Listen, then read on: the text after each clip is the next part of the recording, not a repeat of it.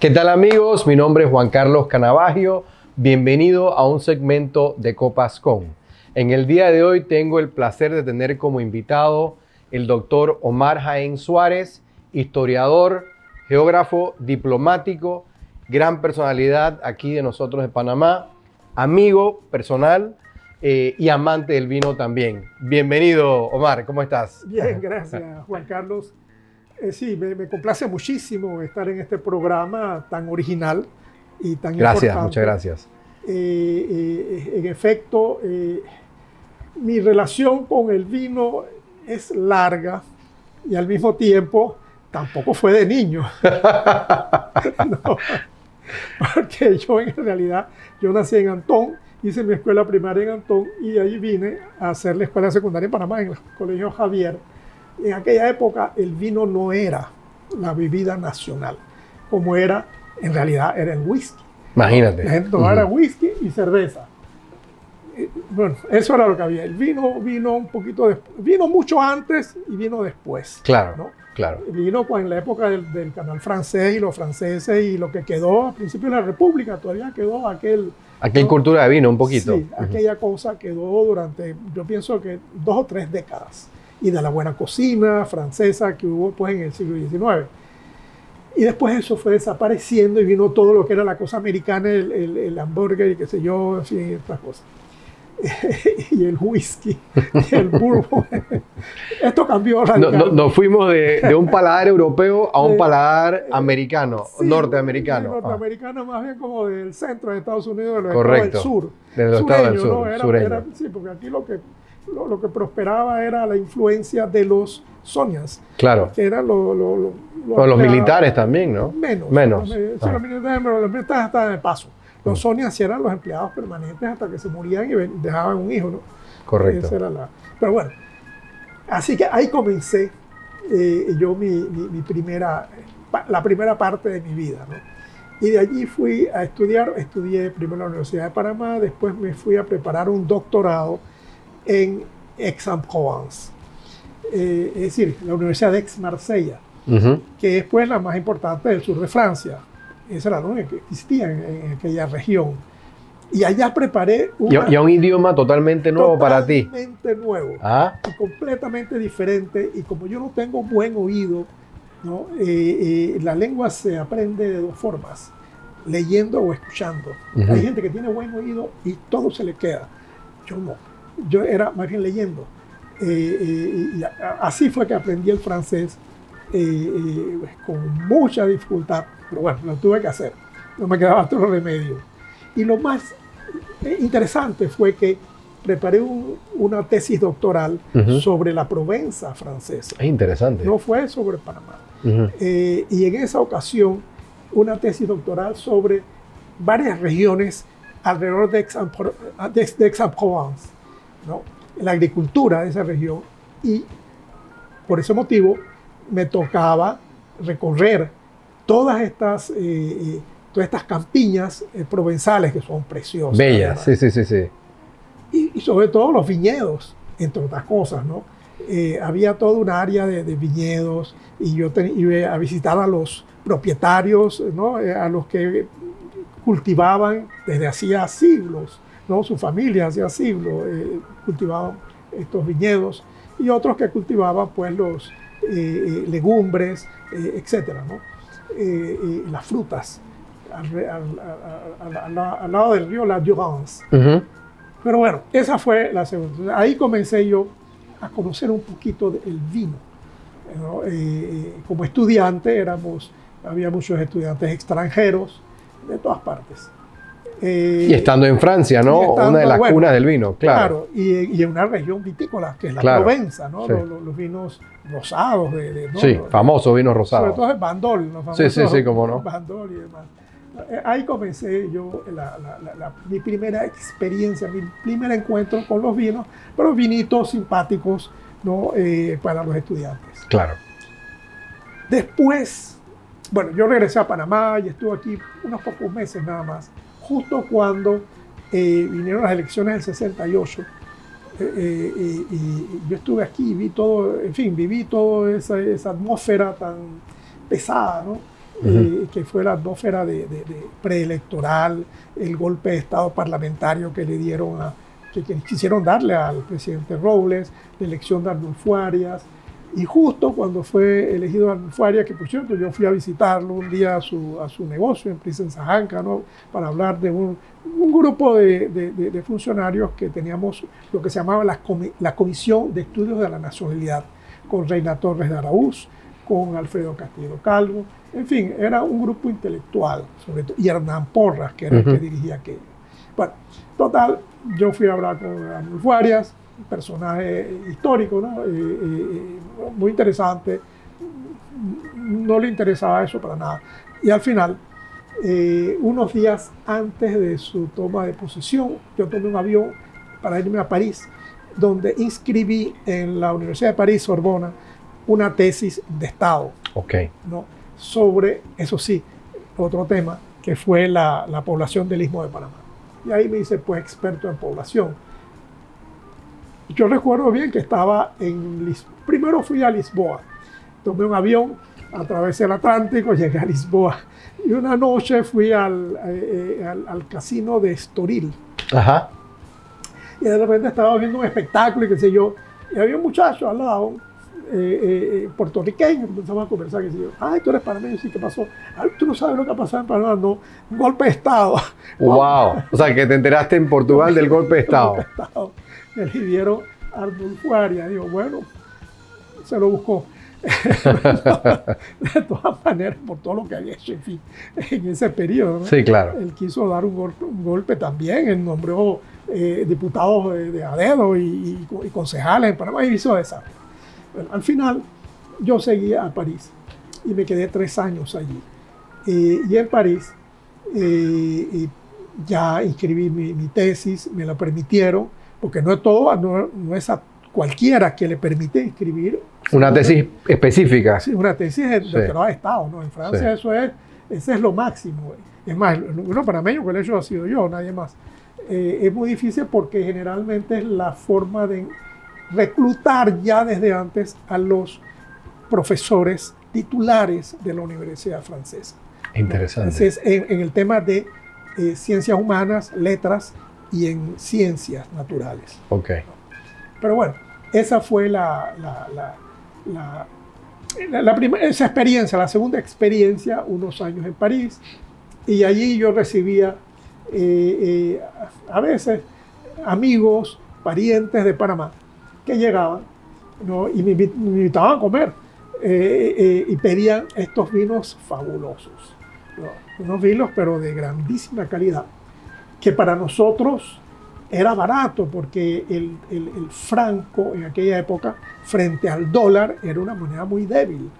¿Verdad? Que con pocos dólares uno compraba muchísimo en Francia y no había todavía ese tremendo atractivo en el mundo, ¿no? Claro. En el Medio Oriente, en el Japón, en el Asia, en Estados Unidos, por los grandes vinos franceses. Claro, claro. No existía la cultura que hoy día existe. Claro. Eso no existía todavía, ¿no? Y ahí comenzó. Entonces comencé yo a conocer realmente vinos muy buenos, los grandes Borgoñas, los grandes Burdeos.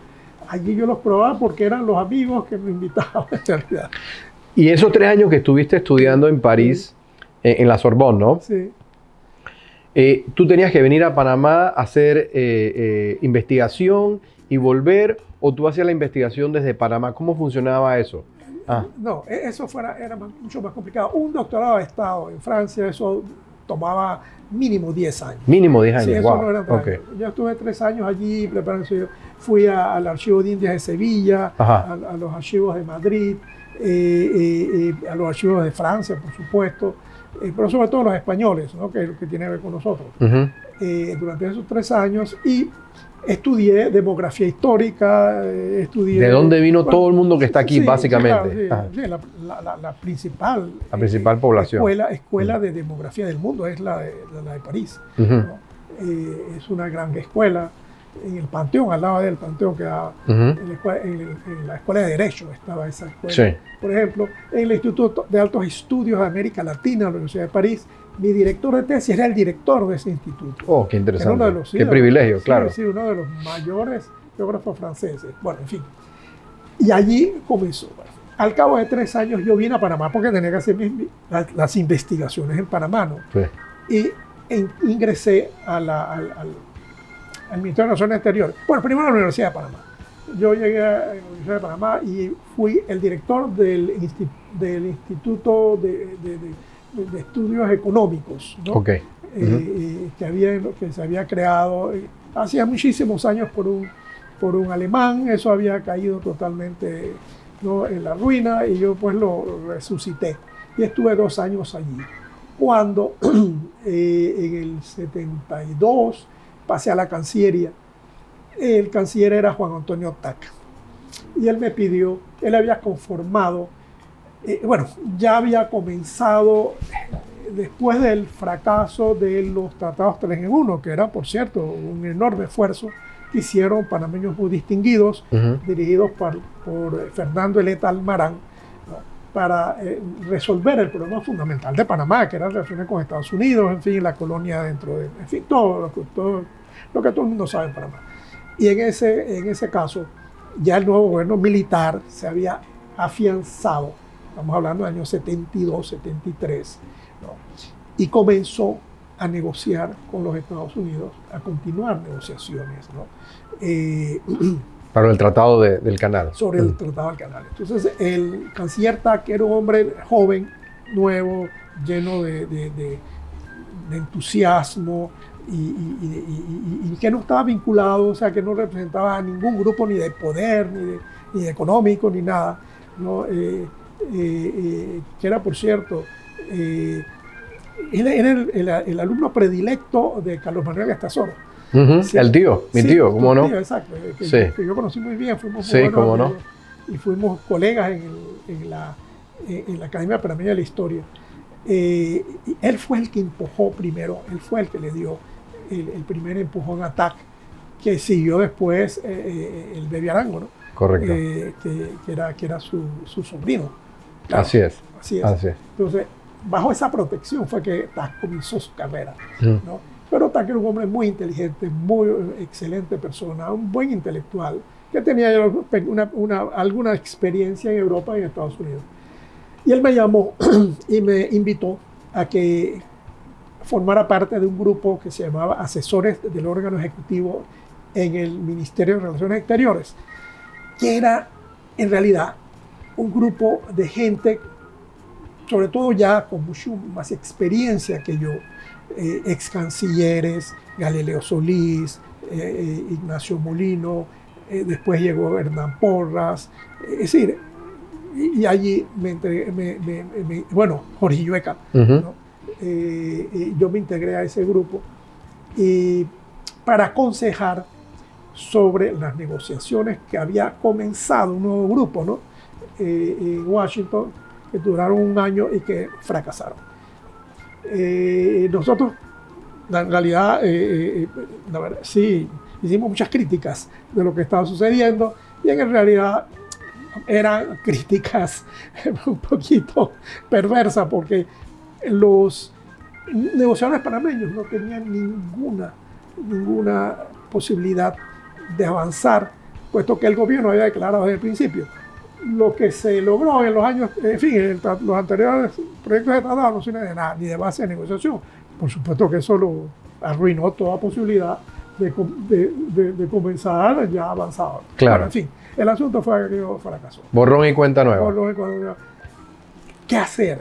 Entonces nosotros, en ese grupo, que teníamos muy buen contacto con Aquilino Boyd, que era nuestro embajador en Naciones Unidas, un político de muchísima experiencia y diplomático de muchísima experiencia, había sido diputado, etc.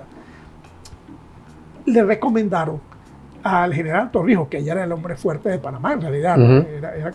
Él era el hombre fuerte, no era el presidente de la casa, que había que llamar la atención en Estados Unidos sobre el tema, crear del tema panameño un verdadero problema para Estados Unidos. Y eso era necesario, concitar el apoyo internacional. Ya. Entonces Panamá sale al grupo de países no alineados, primero América Latina, todos los países de América Latina, después sigue el grupo de países no alineados, después sigue Europa Occidental, Israel. A comunicar la situación. Claro, entonces, y lo que hizo primero, en realidad, lo que hizo Agrinovoy fue genial, en lo cual nosotros estamos apoyándolo, era pedir, después de la primera reunión del Consejo de Seguridad de Naciones Unidas, fuera de su sede en Nueva York, que hicieron en África, en Etiopía, para denunciar el colonialismo en el África, él propuso a Panamá como la segunda reunión. Y en efecto, a pesar de toda la oposición de Estados Unidos, el embajador Bush, padre, que era el embajador, el colega de Aquilino, se logró que se hiciera en Panamá. Y en Panamá, de repente, wow, esto fue, ¿no? Un evento magno, sí. Sí, y Panamá quedó bajo el foco del mundo entero. Y allí fue que de repente los Estados Unidos descubre, sobre todo Kissinger, que era el genio geopolítico del gobierno de Estados Secretario Unidos. de Estado. Todavía no era, pero era el jefe de seguridad nacional. Y después fue también secretario de Estado, ¿verdad? Que él era el genio geopolítico del gobierno de Nixon. Entonces digo, mire, aquí hay un problema. De verdad, acabamos de descubrir que tenemos un problema mayúsculo, monumental. Y comenzaron las negociaciones, ya la última etapa, la tercera en realidad, de negociaciones, que terminó en el 77. Estamos hablando del año 73, que se firmaron, se habló con Kissinger, y en el 74 que se reanudaron las negociaciones, y ahí entré yo en el grupo de Tierras, Aguas y Administración del Canal, como geógrafo, por supuesto. Y entonces en esa ocasión íbamos mucho a Washington a negociar. Nosotros negociamos en Panamá, en Contadora y en Washington, en el Pentágono. El grupo nuestro solamente negociaba en el Pentágono. En el Pentágono. Sí, en la oficina del jefe de Estado Mayor Conjunto, que era en el centro del Pentágono. Ahí eran las reuniones nuestras. Pero en Washington, de repente descubrimos que Washington en los años 70 era todavía una capital muy provinciana. ¿No? Había un solo restaurante disque bueno, donde iban los senadores, no sé qué, disque bueno. Había como 2 o 3 bistrot franceses. Eso era todo lo que había. Muy poca oferta culinaria. No, y de todo. Era increíble. En Georgetown había uno, en Georgetown había otro. Eso era todo. Nosotros, los panameños, íbamos allí, sobre todo impulsados por mí. Entonces, vamos a comer bien, vamos a tomar buen vino. Un vinito mejor. Entonces, después Washington cambió. Sí. Washington ya eso se ha transformado. Pero en los años 70 era muy provinciana. No era Nueva York. Ya. No, Nueva York sí tenía de todo. Y allí, entonces, ahí siguió mi segunda etapa, tercera, perdón, con los vinitos, pero no eran los grandes vinos, no. Eran vinitos simpáticos, etc. Bueno, después terminaron las negociaciones, yo terminé mi tesis. ¿Después de cuántos años? 10 años casi. 10 años sí, casi. Sí, pues yo la inscribí en el 68 y en 9 años. Y la sustenté en el 76, 8 años y pico. Fue un récord, porque nadie lo hacía en menos de 10 años. Y en FEIS yo hice una gran sustentación, un gran anfiteatro de la Sorbona, 5 grandes jurados, profesores, sé yo, y tuvo la máxima nota. Se llama La población del Istmo de Panamá, cuyo texto en español yo lo he publicado ya tiene 4 ediciones. Una de cultura hispánica, me lo publicaron en Madrid. Es un libro fundamental para comprender Panamá, por supuesto, sí. ¿No? De dónde venimos, quiénes somos. Yo creo que hay que hacer hincapié en ese libro, que la gente lo lea para entender de dónde venimos, ¿no? Exacto. La última edición la hizo la Universidad de Panamá y creo que todavía quedan libros en la biblioteca, en la librería universitaria. Y el que quiera, creo que ese libro está para leerlo gratis en las obras digitalizadas de la Biblioteca Nacional. Ah, mira tú. Sí, ellos me pidieron una vez que yo le diera la obra. Yo, sí, como no, póngala, yo no voy a cobrar nada por eso. Y en efecto, yo creo que uno se mete en obras digitalizadas, mi nombre, y ahí aparece la... Oye, qué buena oportunidad. Sí, excelente, sí, excelente. Para un estudioso. Y creo que es la edición, la tercera edición, que es la de Cultura Hispánica. Okay. Creo que es la que está ahí. Bueno, ¿qué pasó después? Después vino, estamos hablando ya del 77, yo fui a la firma de los tratados del canal en Washington, me regresé en el jet con Torrijos y el grupo de negociadores a Panamá, fue muy interesante, ¿no? Y bueno, se acabó. Se firmó el tratado. Entonces yo entré en otra etapa, ¿no? Habiendo terminado mi tesis, publiqué la primera edición en el 78. Yo no regresé a la Universidad de Panamá en realidad. Porque, ¿para qué? Si eso no. Lo que fue que me pidió Nicolás Arito Barletta, el doctor Arito Barletta, que era el ministro de Planificación y Política Económica, que preparara con un grupo, que yo cogía el liderazgo en realidad de ese grupo, para preparar la puesta en vigencia de los tratados. Y en efecto, preparamos un documento y más del 80% lo redacté yo, que es el primer documento que dice cómo tiene que ponerse en vigencia el Tratado del Canal. O sea, ¿qué iba a pasar después de 1999? No, ¿O cómo debe ser la transición? Después de 1979. Después del 79. En el 79 entraba en vigencia los tratados y revertía a Panamá el 64% del territorio de la zona del canal, al pleno uso de Panamá estoy hablando. La jurisdicción comenzó desde el primer día. Claro, o sea que, el primer día que se firmó. Sí, exacto. Pero las propiedades comenzaron a revertir enseguida. Entonces, ¿qué hacer? ¿Cómo hacer? Todo eso está en ese documento de planificación. Yo estuve un año ahí, un año y pico. Y después vino en el 79, había sido escogido el presidente Arroyo, presidente de la República, y él me llamó para que fuera su asesor en asuntos diplomáticos y culturales, fundamentalmente, ¿no? Yo era el que preparaba sus discursos para el exterior, cuando hacía visitas de Estado, ese tipo de cosas, ¿no? Y todos los temas culturales, entre ellos, por ejemplo, organizar el primer centenario de la primera palada de los franceses en el canal, el 1 de enero de 1880, llegó de Lesseps el 31 de diciembre del 79 a Colón. Imagínate tú, año nuevo. Sí, cogió un tren, llegó a Panamá y el 1 de enero de 1880 dio la primera palada para comenzar los trabajos del canal. Se me ocurrió, yo le dije al presidente Arroyo, mira, yo creo que ya se acabó la pelea con los Estados Unidos, hay que hacer cosas positivas. De ahora en adelante es el momento de iniciar unas relaciones mucho más fructíferas. Y ya la pelea se acabó. Claro, el tema del canal ya pasó. Sí. Vamos ahora a preparar el futuro de la República, ¿no? Y vamos a comenzar por reunirnos en una ceremonia simbólica y vamos a invitar a los gringos y a los franceses. Debimos invitar también a los colombianos, porque en realidad el canal comenzó cuando siendo parte de Colombia. Esto era colombiano, esto no era. Pero bueno, invitamos, lo fundamental eran las dos potencias estas. Yo fui a París a invitar a los franceses, yo fui a Washington primero voy a Washington, conociendo a los franceses como son. Yo voy primero a Washington a invitar a los gringos, y a los gringos dijeron, sí, vamos a mandar el secretario de Transporte. Listo. Entonces yo fui a París a invitarlo, y ellos cuando vieron que los gringos mandaban, no pueden mandar a nadie menos. Entonces mandaron al ministro de Transporte, y era el primer ministro de Francia que llegó a Panamá, a visita de Panamá. Es interesante. Nunca había venido ningún ministro había venido a Panamá. Como ministro, ¿no? Claro.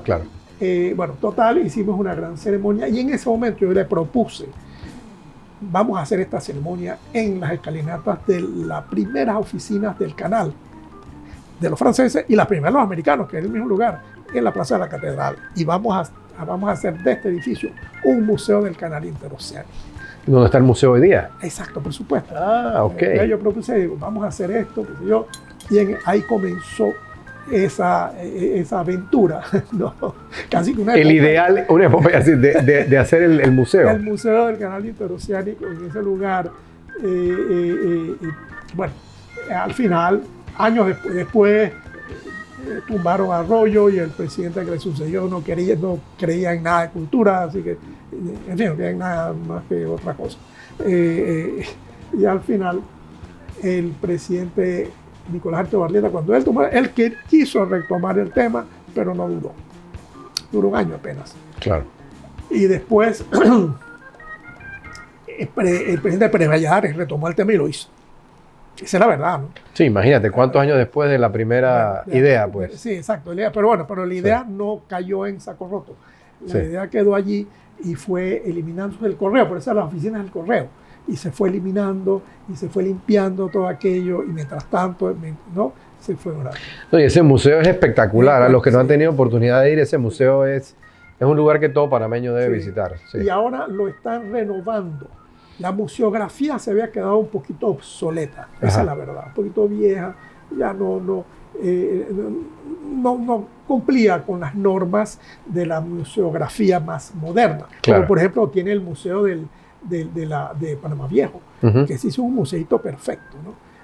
Muy moderno. Entonces el Museo del Canal Interoceánico ahora se está modernizando. Se está renovando. Sí, con gente joven, hay una nueva dirección, ¿no? Que está mejorando aquello muchísimo.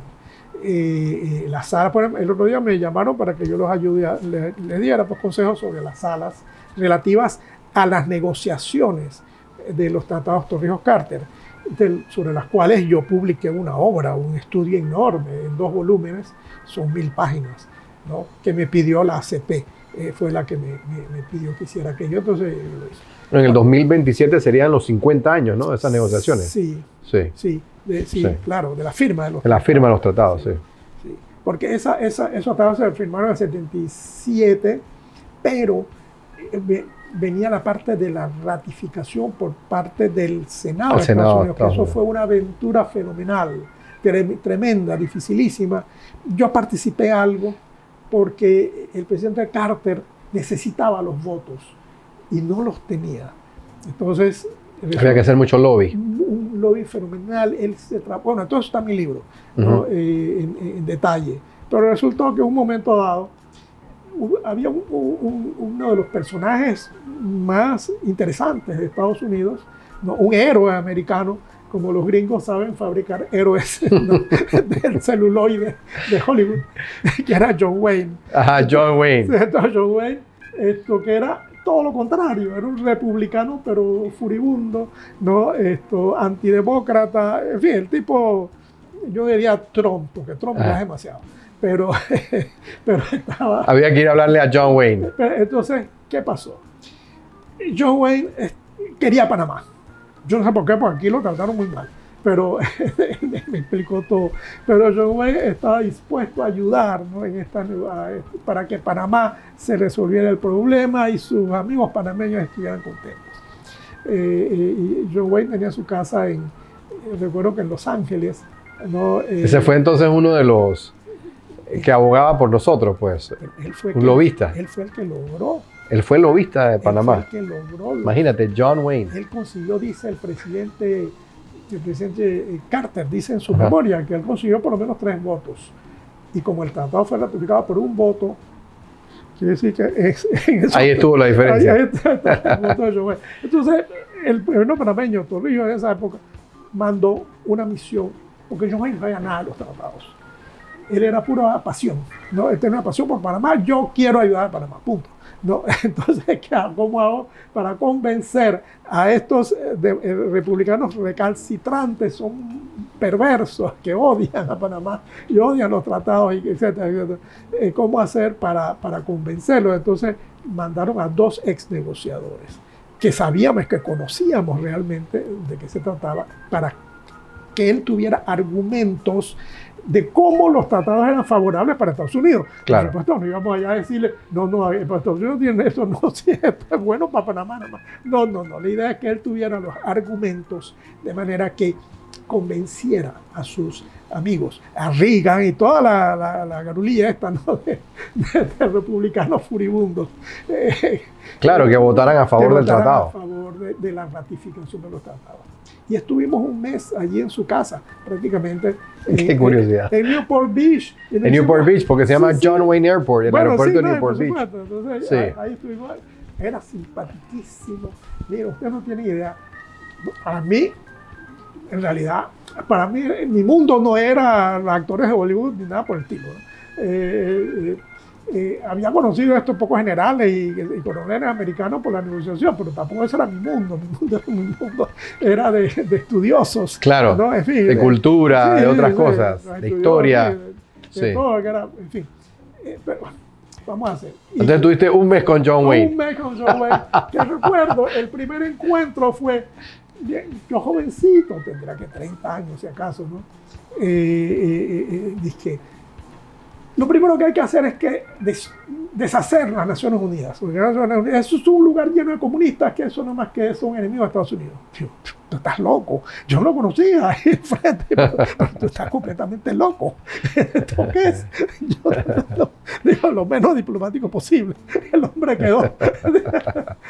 Digo, pero ¿cómo se ocurre? Si eso es lo que mantiene un lugar para que la gente más diversa y más, ¿no? Los enemigos más recalcitrantes puedan por lo menos conversar, ¿no? Antes de comenzar a darse bombazos. Entonces quedó, pero total, quedamos muy amiguitos y todo. Y recuerdo que cada uno nos prestó un carro, ¿no? Sus amigos, un carro nuevecito. Escoge, ¿qué quieres? Mercedes, Audi, no sé qué. Entonces yo escogí un Audi porque yo no conocía el Audi. Sí, en esa época tampoco se conocía mucho ese carro. Sí, sí. Así, nos reuníamos en la mañana un rato y qué sé yo. Tampoco era un trabajo tremendo, sí. ¿No? Y una semana entera él se fue a La Joya. Que tenía un cáncer ya. ¿En San Diego? Sí, entonces iba allá pues a su casa. Sí. Y esa semana me aproveché y me fui un día, llamé a mi amiga Bertita Aguilera, la esposa del arquitecto, que hizo aquí lo de Bilbao, Guggenheim, ¿no? Y aquí ¿cómo se llama? El Museo de la Biodiversidad, ¿no? Entonces digo, ay, Bertita, yo estoy aquí, ¿cómo? Ven a comer. Frank Gehry. Entonces él tiene su casa en Santa Mónica. Yo ya cogí mi auto, me fui a Santa Mónica a comer allá. Eso es lo que hacíamos, ¿no? Y mientras tanto, cuando él estaba afuera, no estaba disponible. Cuando regresaba, nos reuníamos ahí con su secretaria. Bueno, total, esa fue y así fue que se consiguieron unos votos más para llegar al voto. Increíble, ¿eh? Historia. Al voto. Historia patria. Increíble, pero bueno, eso fue. Y al mes nos regresamos a Panamá. Esa fue Después él vino a Panamá y estuve en el Hotel Panamá, hizo una recepción, ahí estuvimos con él. Imagínate. Y después murió. Él ya no duró mucho. Bueno, entonces al final, años después, bueno, yo estuve la vicecanciller cuando estuvo Pérez Valladares, me pidió Gabriel Luis Galindo, que no éramos de su partido, nosotros no éramos PRD ni nada por el estilo. Y habíamos votado por él, digo, el partido como partido, ¿no? Entonces él quiso hacer un gobierno de unidad nacional más amplio e invitó en realidad a dos personalidades fuera de la gente del PRD, que fue Guillermo Chapman, su ministro de Economía, ¿no? Y Gabriel Luis Galindo, ministro de Relaciones Exteriores. Y Gabriel dice, mira, si tú no aceptas ser vicecanciller, yo no acepto ser ministro. Ay, Dios mío, pero ¿cómo pones a mí en ese? Que yo había conocido a Gabriel mucho por las negociaciones. Sí, claro, claro. Y es un hombre que luchó mucho. Y él estuvo como embajador en Washington, luchó mucho para que las cosas se hicieran como debía ser, ¿no? Claro. Y fue un gran maestro para Torrijos, porque había el problema de que Torrijos tenía toda clase de gente que le decía toda clase de cosas. Y él era un hombre muy desconfiado, porque era un hombre extremadamente desconfiado. Por eso fue que prosperaba y sobrevivió, ¿no? Sí, me imagino. Por supuesto, era un hombre muy astuto y muy desconfiado. Y al final, Gabriel era hasta cierto punto muy docente. O sea, su forma de ser. Claro, y sí, muy agradable. Y Torrijos era un hombre, él no tenía mucha experiencia con los gringos, aparte de la Escuela de las Américas. Claro. Eso no es la experiencia, pero él no conocía realmente esa mentalidad ni nada de eso. Como yo tampoco, yo con los gringos, ese no es mi mundo, para nada, ¿no? Pero bueno, el asunto es que hay que ser vicecanciller. Pero Gabriel se murió y yo renuncié y me fui. Después, cuando Martín Torrijos fue presidente, me nombraron embajador en París. Justo ya me había jubilado, ya yo no tenía... Al mes... Venga de vuelta. Bueno, total... Ahora, París siempre fue un lugar que... Sí, claro. Que te ha gustado. Sí, pero fue una embajada muy difícil porque muy pocos recursos. Panamá no tiene realmente una cultura ¿no? De manejo diplomático, muy profesional. No. La ministra que tenemos ahora, la canciller, Erika Moines, sí es una muy profesional, una abogada pues, que trabajó en Nueva York, muy profesional, ella es muy profesional, pero como cultura no existe, ¿no? En Panamá, esa es la verdad. Pero bueno, el asunto es que eso es una embajada muy difícil porque además tenía 2 embajadas por el precio de uno. Suiza. Y muchas, no, la UNESCO. La UNESCO. Representante permanente ante la UNESCO. Generalmente los países tienen 2 y tienen 2 misiones diferentes. Yo tenía una de trabajo bárbaro y no tenía personal suficiente, casi nadie. No había recursos en ninguna clase. Pero bueno, yo al cabo de 3 años y medio renuncié y me vine.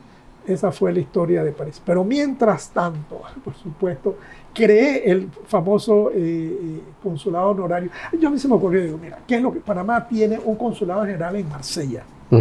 Nada más, aparte de la embajada en París. ¿No? ¿Cómo podemos hacer para tener una mayor presencia en el resto de Francia? No es fácil. Eso no es fácil porque los países tienen sus consulados, pero no tienen nada. No tenemos ni siquiera una oficina que pertenezca al gobierno en París, ni siquiera eso, ni mucho menos residencia, en fin. El asunto es que se me ocurre, vamos a crear este consulado honorario. Y me busqué un candidato, porque el consulado honorario, yo recuerdo, hace años, cuando era vicecanciller, recuerdo haber ido a reuniones ministeriales, pues yo iba generalmente a toda la parte diplomática. Gabriel no se ocupaba de eso. Yo siempre me ocupaba. Yo iba a todas las reuniones diplomáticas de cancilleres por Panamá, ¿no? Y iba a los consejos de gabinete. Él no se ocupaba de eso. Él se ocupaba era de la promoción de Panamá, fundamentalmente, y las relaciones con Estados Unidos, que eran fundamentales. Entonces yo fui a una reunión, recuerdo, en Italia, y pasé por Milán. Y teníamos un consulado honorario muy importante, un cónsul honorario de primera categoría, el señor Buccelati. Interesante. Buccelati. ¿Cuál es el rol del cónsul honorario? Bueno, es ser un cónsul gratuito. Pero realmente, ¿cuál es su función? O sea, ¿qué hace un cónsul honorario? Hombre, ayuda a un vocero de Panamá, sí, ayuda a un panameño que ande por allí, qué sé yo. Es una presencia, tiene la placa, lo invitan a todo, ¿no? En esas ciudades importantes que no hay embajadas, ¿no? Las personalidades son los cónsules, ¿no? Son las personas de referencia, de repente. Sí, ese es el personaje diplomático de la ciudad. O sea que para ellos es interesante porque de entre sus pares, ¿no? De la gran burguesía del lugar, bueno, los cónsules honorarios son 4 gatos. O sea que ellos tienen entonces todas las cosas oficiales ellos están en primera plano. Interesante. Sí, en primer plano, ¿no? Pero, y le dan al país mucho prestigio, ¿no? Si la persona es una persona correcta. Claro. Y el señor Buccelati es el dueño de la joyería Buccelati, una de las 10 joyerías más importantes del mundo. ¿No? Eso es un imperio maravilloso, ¿no? Es como Cartier, una cosa. Yo recuerdo haber visto a ese señor tan amable que nos recibió en el consejo y fue hasta cargar mi maleta, para mí era un hombre viejísimo. Y nos llevó a comer todo un rato. Digo, la verdad que noble de corazón, por lo menos. Una persona correcta, muy bien. Sí. Entonces, una educación europea, ¿no? Y ¿cómo era en Panamá? La gente así era. La gente vieja era así. Pero bueno, Cuéntame, Omar, un poco la historia de este Trastevere. Ahí voy. Vamos a llegar allá. Es que por ahí voy. Precisamente, estando en la embajada en París, voy a crear una embajada, un consulado honorario. Yo pensé en 2 lugares. Uno, en Burdeos, porque era toda esa región del sudoeste, ¿no? Sudoeste, ¿no? Sí. Otro en Estrasburgo. Ajá. Yo había pensado en esa área, que es pues ya el este de Francia. Más pegado a Alemania, claro, y Bélgica. Francia, sí, porque teníamos en Marsella el consulado general. Correcto. O sea que el sur, esa parte ya estaba cubierta. Pero bueno, así que logré. Y resulta que el cónsul honorario que yo busqué, me conseguí, yo tengo unos amigos desde hace mucho tiempo que uno de ellos era casado con la heredera de uno de estos chateaux importantes de Burdeos y vivía en Saint-Émilion. Qué bonito, el mismo pueblito. Sí, muy lindo, yo lo fui a visitar y vivía en Saint-Émilion, entonces yo le pregunté, mira, consígueme un cónsul honorario con tales y tales características. Y él, en efecto, consiguió uno, pero de lujo, que era nada menos, ni nada más ni nada menos que el dueño de la más importante casa de negociantes de vinos de Francia, de vinos finos de Francia, que es Milésima. ¿Cómo no? Una cosa enorme, un negocio gigantesco.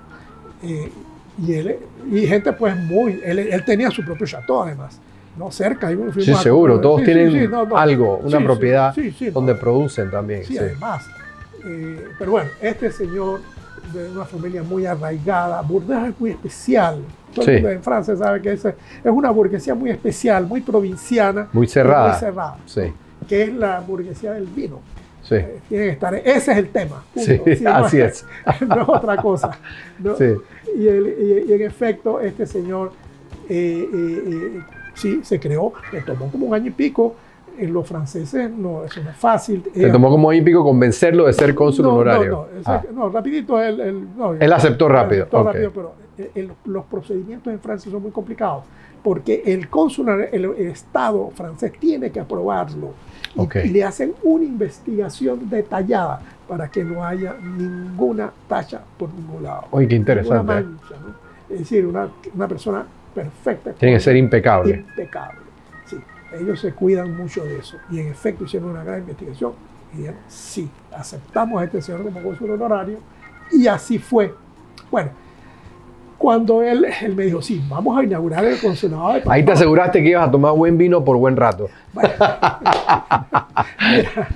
el consulado, él inauguró el consulado de Panamá. Me dijo, voy a hacer una gran fiesta muy linda aquí en mi... Yo no conocía, yo no había ido a Bordeaux. Él venía a París. Claro. Bueno, entonces vamos a organizarlo aquí, la inauguración del consulado, y entonces va a ser una fiesta para 200 y pico de personas. Muy bonito, digo, un momento. Pero yo creo que antes de la inauguración, yo quiero dictar una conferencia, porque voy a tener a 250 personalidades de toda esa área, de toda esa región. Digo, la idea no es solamente hacer una fiesta, sino exponerles lo que es Panamá, claro, las oportunidades de Panamá para invertir, para visitar, etcétera, ¿no? Entonces yo... Y es una audiencia muy buena. Oye, es la audiencia de la super audiencia, sí, con además todos los medios de la ciudad y de la región. En efecto, yo fui con Jacqueline, estuvimos allí, yo di una conferencia muy bonita, corta, pero con ilustración, todo muy bonito. ¿De qué era Panamá? ¿Qué era Panamá? Y cómo vale la pena, ¿no? Que vayan a visitar, inviertan allí. Ese era el mensaje. Interesante. ¿Y entonces el 2000? Y entonces, 2007. 2007, ok. Entonces él, creo que el día siguiente o dos días después, me invitó. Bueno, él me invitó al día siguiente a su chateau que quedaba cerca allí, un almuerzo ahí con un chef y todo. Bueno, y de tu vino favorito, ¿no? El Sancerre. El Sancerre, que es ya la almohada. Sí. Y entonces me invitó a la Fête de la Fleur.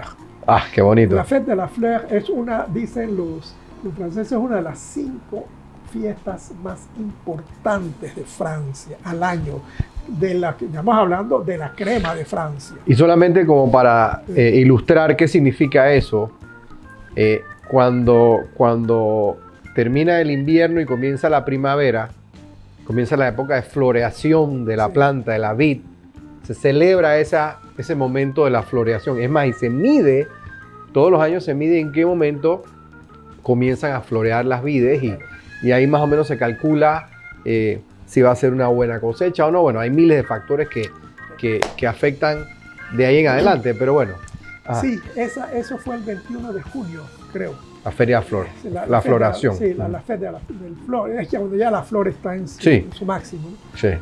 Y ellos invitan todos los años, es un chateau.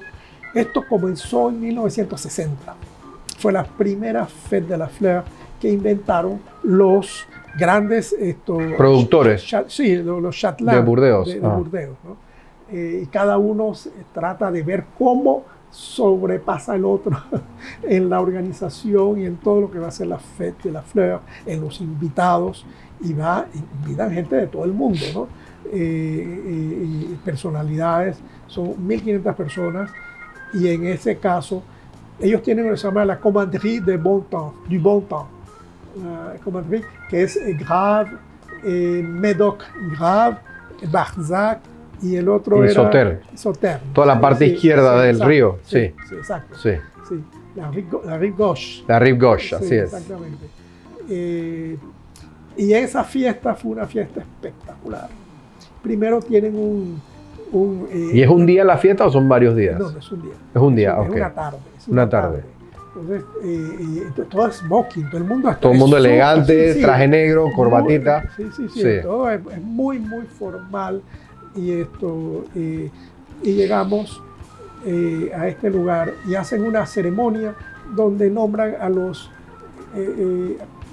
caballeros, ¿no? Chevalier, y que nos ponen una capa y hacen no sé yo, y entonces y te ponen esto, ¿no? Esta es la cosa pues para... es el famoso tasse-de-vin, claro, que se usaba históricamente para degustar vino. Para degustar vino. Entonces te ponen esto y demás, la Fête de la Fleur, y estaba pues, y lo importante era el nombre de Panamá. Y te nombraron caballero pues de los buenos tiempos. Sí, claro. Ajá. Y entonces el embajador de Panamá, eso ya es bastante, porque tenía al lado mío nada menos que al príncipe consorte de Dinamarca. Imagínate. Que es el esposo de la reina de Dinamarca, ¿no? Eran todas las personas, el ex primer ministro,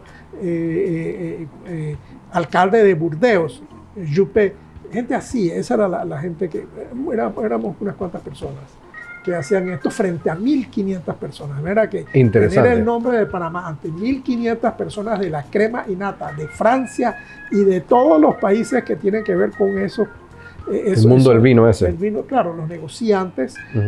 Eso era, había que aprovechar esa ocasión, ¿no? Sí. Entonces, después había una cena espectacular con vinos grandísimos, y todo esto sucedió en el Chateau Smith Olafitte, que es uno de los grandes vinos de Burdeos. Correcto. Sí, esa fue para mí fue muy interesante, porque esa estadía en Burdeos me permitió promover a Panamá. Esa era mi misión ahí. Yo no estaba ahí para tomar vino. No. Qué interesante. La verdad es que, bueno, antes que... Déjame pasarte tu copita. Sí. Hemos tenido la oportunidad aquí de conversar sobre historia patria, sí, ¿no? Historia patria y anécdotas muy interesantes. Burdeos, que para mí es la meca del vino, del Cabernet, Merlot, Sauvignon Blanc, en parte el vino dulce como el Sauternes, que me estabas hablando, sí, claro, que tomaron Chateau d'Yquem. Ese fue el final, ¿no?, de la cena, el Chateau d'Yquem. Vinos que puedes guardar por 100 años. Son lugares que definitivamente a veces el nombre de Panamá no llega, ¿verdad? No llega a esos lugares. Voy a tener la oportunidad de ir este año allá y también ser un poco nuestro embajador, porque claro, he podido desarrollar relaciones con varias bodegas, varios chateaux, y justamente para tratar de que vean un poquito con mejores ojos nuestro mercado, nuestro país, que ha perdido en parte un poco la cultura del vino francés, ¿no? Yo estoy tratando de retomarla. Sí. Retomar esa cultura de vino francés. Este es un vino que le gusta mucho al doctor Omar, que es un Sancerre. Sancerre es la región, y cuando hablamos de Francia siempre hablamos de la región, nunca hablamos de la cepa. Sí, esto es Sauvignon Blanc, que es la cepa que me decía, mira Juan, este era mi vino de verano cuando yo estaba en Francia. Ese era el vino que yo tomaba en las tardes cuando me iba a reunir, ¿no?, en un jardín, iba a un almuerzo.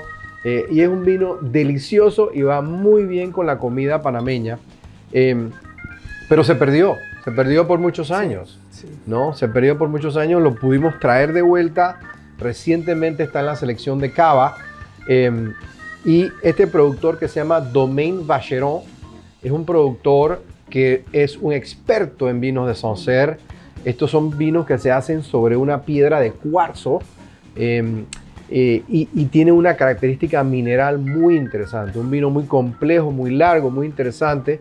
Y bueno, yo me alegro que sea uno de tus vinos favoritos porque no son vinos que todo el mundo conoce y me gustaría que fueran vinos que mucho más gente conociera. Y es un vino muy apropiado para nuestro clima, Sí. ¿no? Es un vino relativamente suave, muy sabroso, muy fresco, ¿no? En Francia ese es un vino bueno para el verano, para un almuerzo, Sí. ¿no? Al aire libre, bajo una vid, ¿no? Una parra, bajo una parra. Un ambiente Sí, espectacular. así es.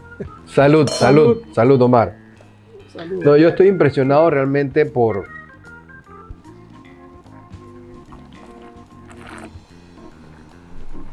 Primero porque, digo, hay tantos aportes que ha hecho al país, ¿no? Desde tu trayectoria profesional